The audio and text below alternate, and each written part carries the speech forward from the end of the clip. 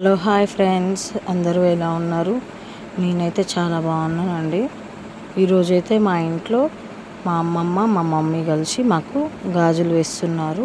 మా మమ్మీ ఎక్కడనో ఇన్స్టాగ్రామ్లో స్క్రోల్ చేసుకుంటా చూసిందంట అండి, అమ్మమ్మ మనవరాల గాజులు వేపియాలని. అది నిజమా అబద్ధమా తెలియదు కానీ పోనీలే వేపిద్దాం, మన మనవరాలే గాజులేగా అని మా మమ్మీ అయితే మా ఇంటికి రావడం జరిగింది. ఇంకా మీ అందరికీ తెలిసిందేగా, నేనైతే మా మేనమామని చేసుకున్నానని. అయితే మా అమ్మమ్మ మాకు కూడా పనిలో పని మాకు కూడా గాజులు వేపిద్దామని అనుకుంది.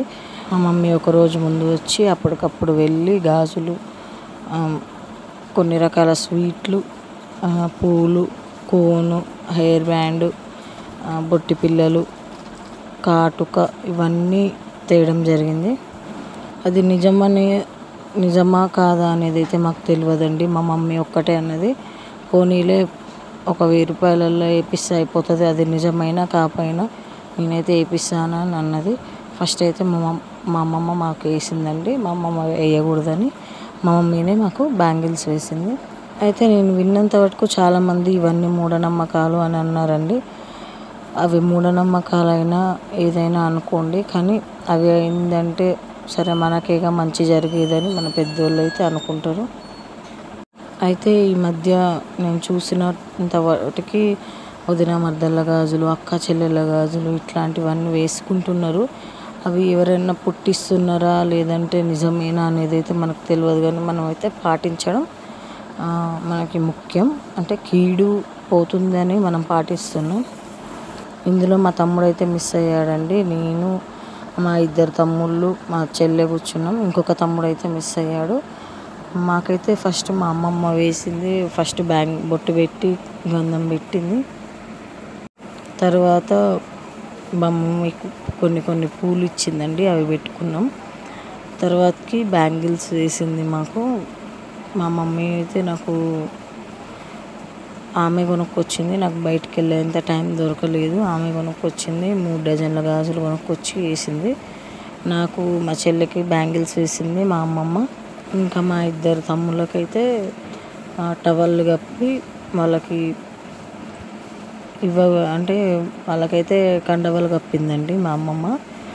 ఇవంతా అయిపోయాక స్వీట్లు తినిపించి 500 ఇచ్చిందండి ఏమన్నా కొనుక్కోమని. మాకైతే చాలా హ్యాపీగా అనిపించింది. ఎప్పుడో చిన్నప్పుడు వేసుకున్నానండి నేను, మళ్ళీ ఇదే ఫస్ట్ టైం. మన పెద్దవాళ్ళు కొన్ని సాంప్రదాయాల ప్రకారం చేస్తారండి. అది కొంతమందికి నచ్చుతుంది, ఇంకా కొంతమందికి నచ్చదు. నాకైతే ఇట్లా సాంప్రదాయాలు పాటించడం ఇష్టం. అయితే చిన్నప్పుడు అందరూ అమ్మమ్మ వాళ్ళ ఇంటికి వెళ్తారు కదండి, సమ్మర్ హాలిడేస్ వస్తే.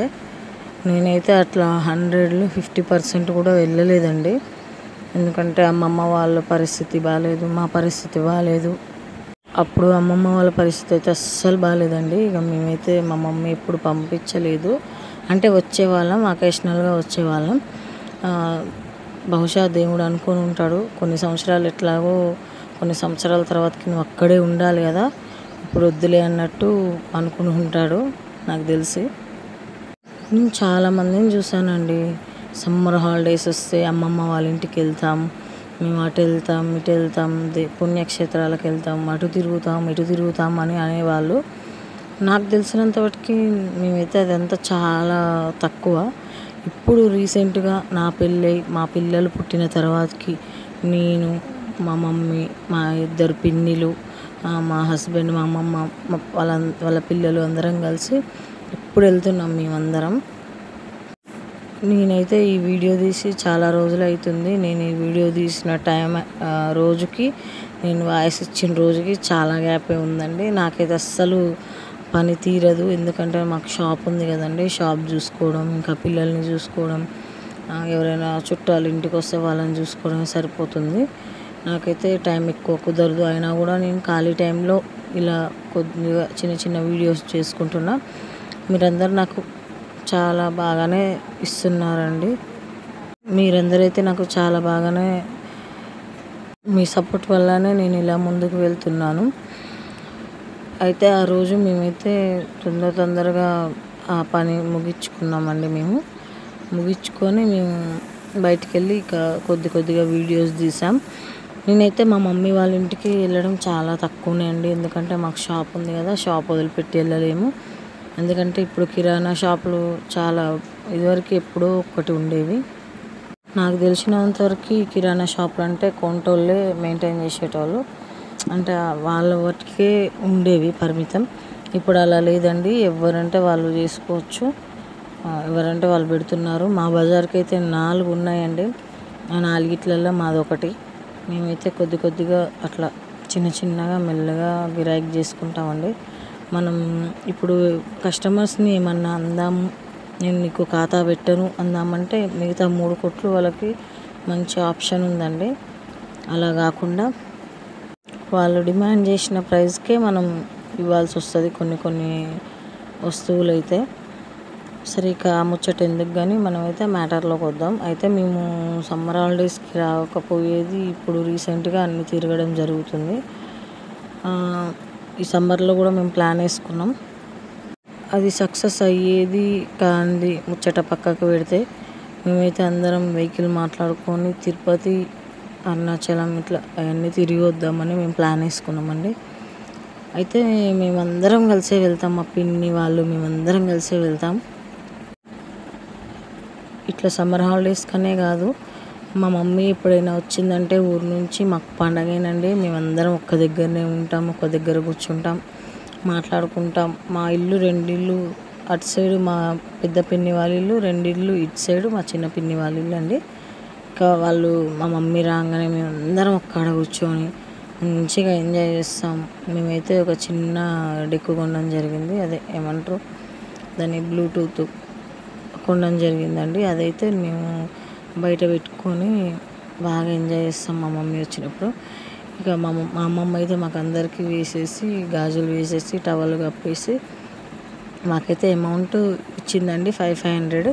మేము అవన్నీ తీసుకొని కాళ్ళకు దండం పెట్టుకోవడం జరిగింది. నెక్స్ట్ అయితే మా పిల్లలకు మా మమ్మీ చేయడం జరిగిందండి. ఈ రెడ్ కలర్ లంగా జాకెట్ వేసుకున్నామా మా పెద్ద పాప, బ్లూ కలర్ ఫ్రాక్ వేసుకున్నామా మా చిన్న పాప అండి. ఆ పక్కన కూర్చున్న బుడ్డది మా హస్బెండ్ వాళ్ళ తమ్ముడు ఉంటాడు, వాళ్ళ పాప. అయితే నన్ను చాలామంది అడుగుతుంటారండి, మీకు 2 పాపలేనా అని. నేను స్ట్రైట్గా సమాధానం చెప్దాం అనుకుంటాను, కానీ వాళ్ళ వయసుకు గౌరవం ఇచ్చో లేదంటే వాళ్ళు మారరు, వాళ్ళని వదిలిపెట్టేయాలి అన్న ఉద్దేశంతో నేను సపోర్ట్ చేయను. నాకు అనాలనిపిస్తుంది, ఎస్ నాకు 2 అమ్మాయిలే, అయినా కందకు లేని దురద కత్తిపీటకు ఎందుకండి. 2 పాపలైతే ఏంది, 2 బాబులైతే ఏందండి, వాళ్ళని అంతవరకే చదివిపియాల్సి వస్తుంది, వీళ్ళని అంతవరకే చదివిపియాల్సి వస్తుంది. అయినా వాళ్ళలో ఉన్నదేంది, వీళ్ళలో లేనిదేంది. వీళ్ళనే బాగా చూసుకుంటే మనకి వీళ్ళే ఫుడ్ పెడతారు. అబ్బాయిలైనా కొంచెం మోసం చేసి వెళ్ళిపోతారు, కానీ అమ్మాయిలు అయితే తల్లిదండ్రులు చెప్పిన మాట వింటారు అనేది నా ఉద్దేశం. ఎందుకంటే నేను మా డాడీ మాట అట్లానే విన్నానండి. అయితే ఇప్పుడు వాళ్ళని చదివిపించి, వాళ్ళని పెద్ద చేసి, వాళ్ళకి కట్నం ఇచ్చి పంపించి ప్రశాంతంగా మనశ్శాంతిగా మన ముందు కళ్ళ ముందు తిరుగుతుంటే ఉండడం బెస్టా, లేదంటే మనం వాళ్ళని చదివిపించినా చదువుకోకుండా తాగి తిరిగి, నేను చాలామందిని చూస్తుంటానండి. ఎందుకంటే మాది షాపే కదా, సిగరెట్లకి వాటికి వస్తుంటారు. ఏంది పిల్లలు ఇట్లా తయారయ్యారు అని అయితే నేను అనుకుంటా. అయితే వాళ్ళు తాగి తిరిగి పెద్ద అయినాక వేరే పెళ్ళి చేసుకొని వేరే ఉండి వేరే కాపురం పెడితే అది ఓకేనండి. లేదంటే అమ్మాయి అయినా పర్లేదు, మన దగ్గర ఉండి మన మాట విని మనం చెప్పింది చేస్తే చాలా అని అనుకుంటాము. మా పిల్లలైతే నేను చెప్పిన మాటే వింటారండి ప్రస్తుతానికి.